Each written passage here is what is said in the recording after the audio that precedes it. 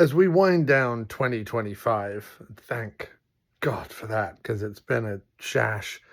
2026 is not going to be any better, but we're in the taint of the year right now, that weird week where it's sort of between two holidays and no one really knows what to do with themselves. And I have been, like, I watch my Christmas stuff on Christmas Day, but like since then I've been adrift. I've watched some of the like less good Muppet movies. I watched a Wes Anderson movie. I watched Cell Block Sisters, Banished Behind Bars. And so I've decided something earlier that happened in 2025 was I came across this filmmaker, Kurt Voss. I'm sure everyone will remember the Vossening that happened earlier in the year. Well, off the back of that, me and my good friend Andy Lunn, or the Lunster, we talked about Voss. And Andy went ahead and watched one of Voss's movies. I believe it's the movie I'm about to watch tonight. And actually reported back, and he said it wasn't half bad. Now, the one that I watched wasn't half bad, but it wasn't too good either. It was like somewhere in between. So I'm interested, because the thing that runs through Voss's work is mad as balls casts. So tonight I'm going to first watch Baja, which has Lance Henriksen, Molly Ringwald, Donald Logue, and Corbin Bernstein in it. I mean, that's really, I think I said in the Vossening video that I did, that's really just a mad-libs casting, if ever I heard one. But, you know, why not? Let's watch it, Baja. And if I enjoy Baja, I'm going to watch Amnesia, which is also a Voss movie, which has Ali Sheedy, John Savage, Sally Kirkland, and, well, that's it, but that's already mad as beans. Oh, and Tara Tomovich from Biodome. Anyway, the Baja Amnesia Voss double bill. Let's get into it now. Well, that was some fascinating Kurt Voss-ness, if ever I've seen it. I mean, you can tell by the music. This was very much the theme of the movie, was this ever-present, just sort of vaguely rhythmic nonsense. Sometimes it was jazz flute. There was a lot of jazz flute. Other times there was electric guitar. But there was always this sort of like vague, like rhythmic bongos in the background that aren't really doing anything for anybody. And there was a lot of this. There was a lot of like flamenco guitar. This was very much the whole movie.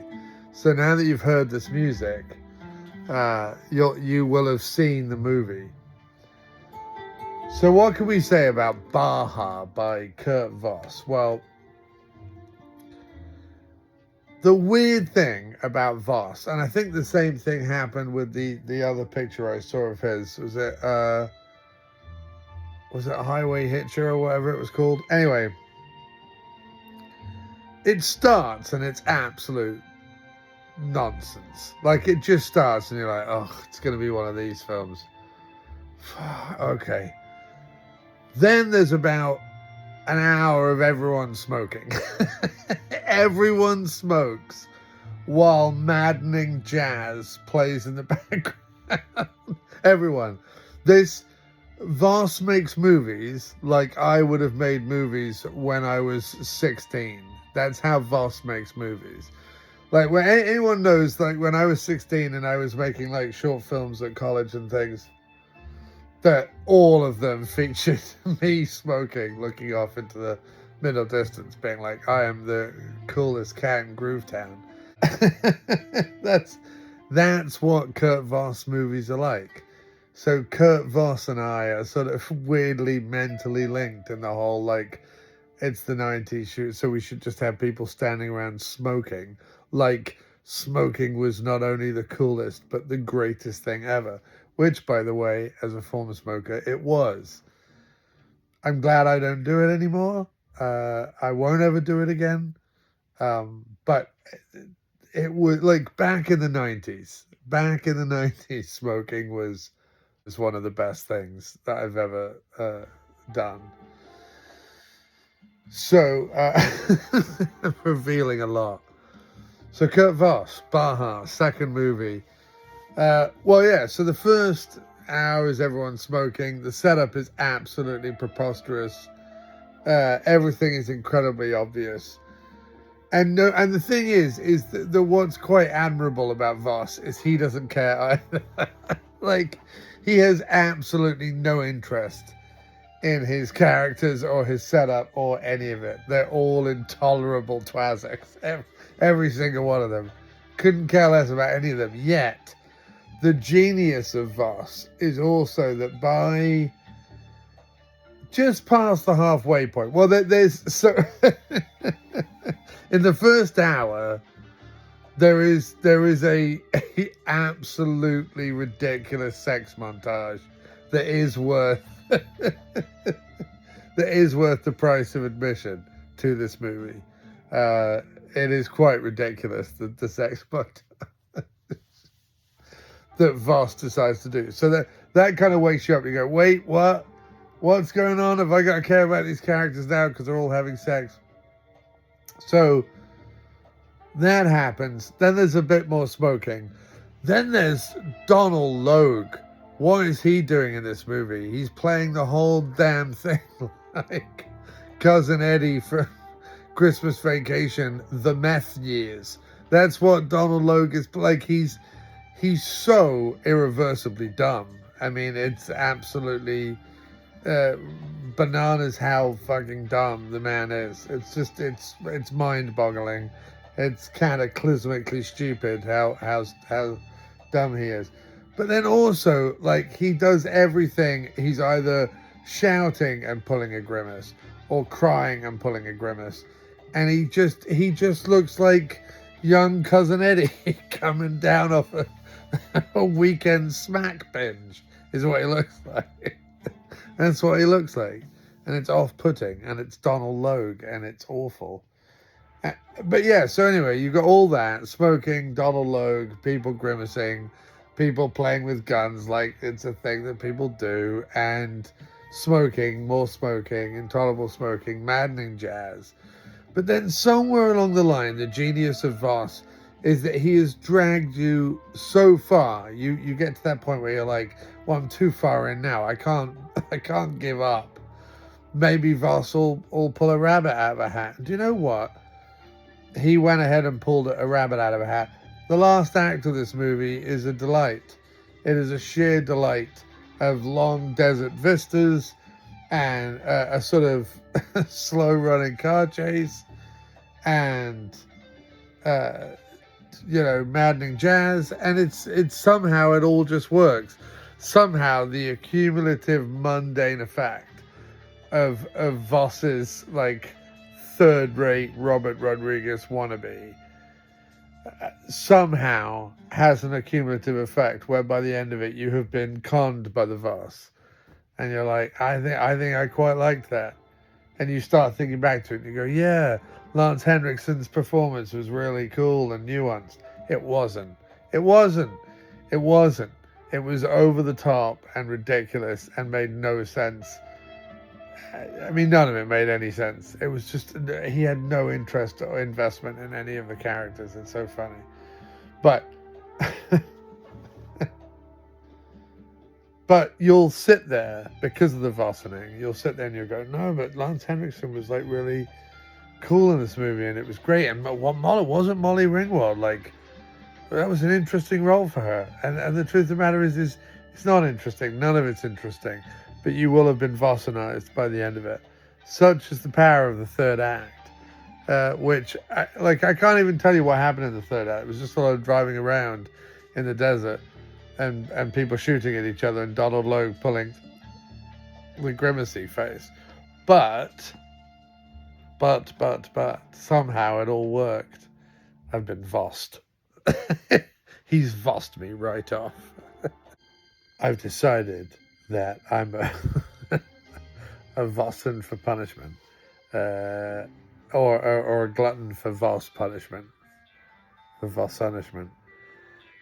But I'm going to watch the next movie on this double disc, which is Amnesia. So at least if it's bad, I can forget it. But yeah, it's like even in the menu, people are smoking. That's how you know it's a Voss movie. If in the DVD menu people are smoking out of car windows trying to look moody, that's how you know you're in Voss Town. How you know you're in a Voss film, how you know you've got a one-way ticket to Voss Town, is when the soundtrack has, I think, synthesizer Jaws harp on it. I mean, look at this. Voss just thinks he's a genius. It's black and white picture. Oh, Amnesia. Look at it. This is Voss. He's black and white. He's Vossed it right up. So I'm some ways in to Amnesia. And I say some ways in because with Voss films, it's very the plot is so completely glacial and the characters are so completely thinly drawn that you could be an hour in, you could be 10 minutes in. Either way, I've decided that the Vossening can happen if you open up your heart to the Voss, to the Voss, to the Voss. Yes, the Vossening can happen if you open up your heart to the Voss, to the Voss. I've opened up my heart to the Voss, and I feel like Amnesia is playing tricks with me because Amnesia could also be known as the town where every eligible hot woman is hot for priest boy. That, like, it could be Amnesia, the town where everyone's hot for priest boy. There is this, the actor they picked, because he's so, like, almost 20 years older than all the people that he's, like, bedding and also who are making eyes at him. Like, there's literally a church fete scene where multiple women are coming up and being like, ooh la la, vicar. And you're like, he's gross and weird looking. And he's playing the whole thing like Anthony Perkins from Psycho. It's very, very, very disturbing.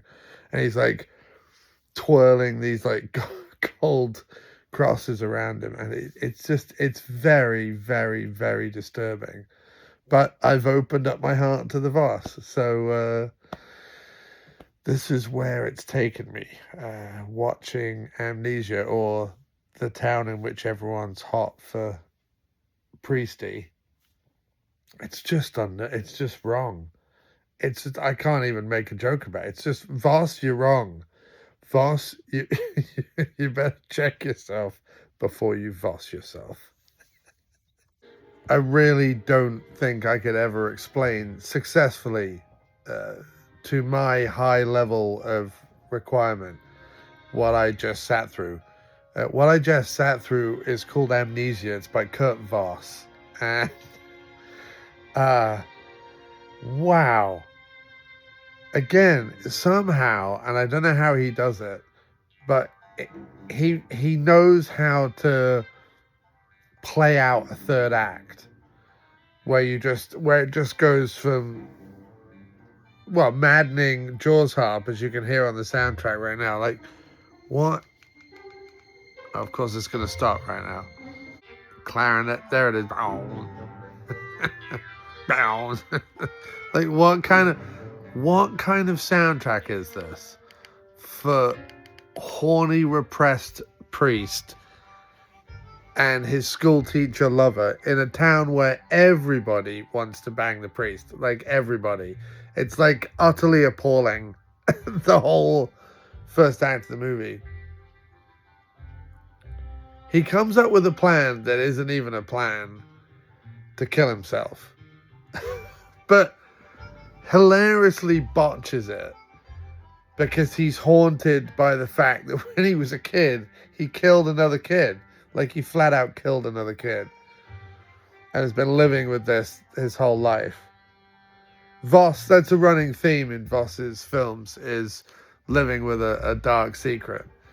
Donald Logue was also living with a dark secret in Baja that I watched earlier. Well, look, Voss has done it again for me. For me, I'm I have been Voss faced. Voss has really done it. I don't really understand how, because again, there's no redeemable, and again, before people are like, well, you don't always have to have a good person in a movie. I don't know, man. If you want me to spend almost 2 hours of my time with someone, I got to at least care what happens to them. But somehow Voss manages to make these movies where you don't care about anybody. You certainly don't care about whatever half-cocked plot is going on. Because as far as I can figure it out, 2/3 of the movie was just people being hot for the priest, which was totally weird.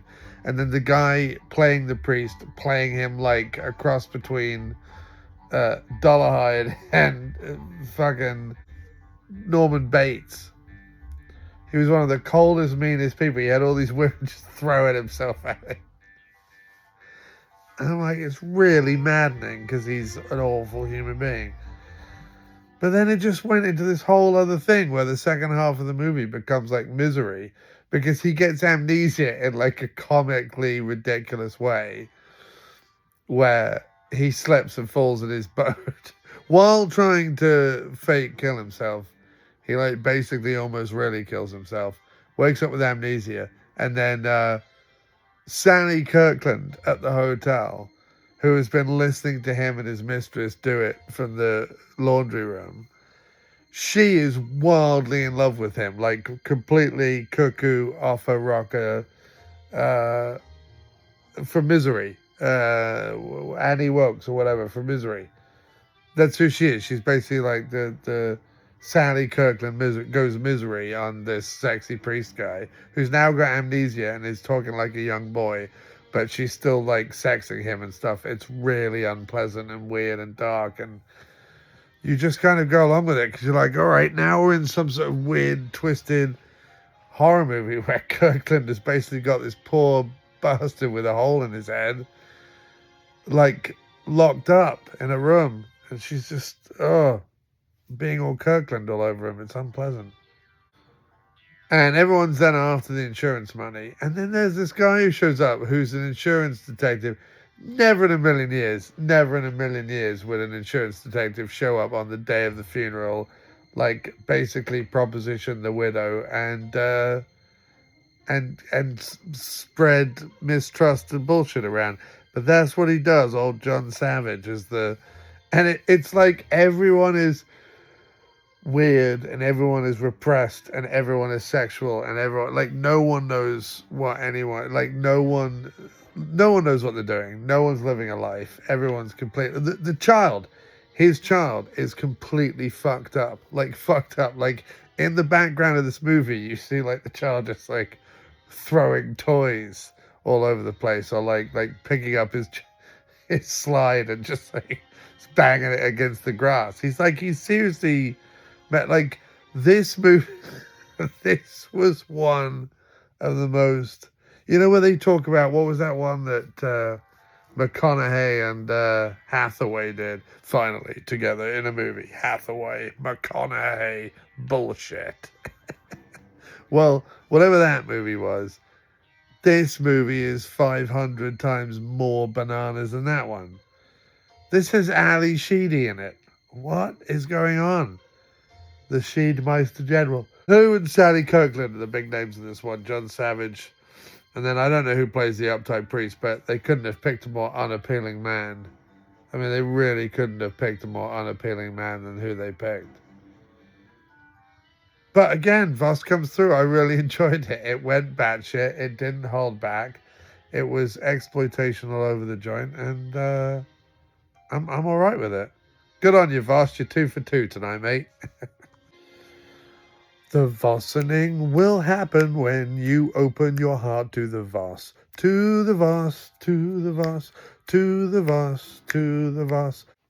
Tonight, I went on a Voss rampage through the jungle of Kurt and lived to tell the Vossing tale. Tonight, I rode a flaming Voss deep into the heart of Voss town, bellowing my immortal cry, "The Vossening cometh! The Vossening cometh!"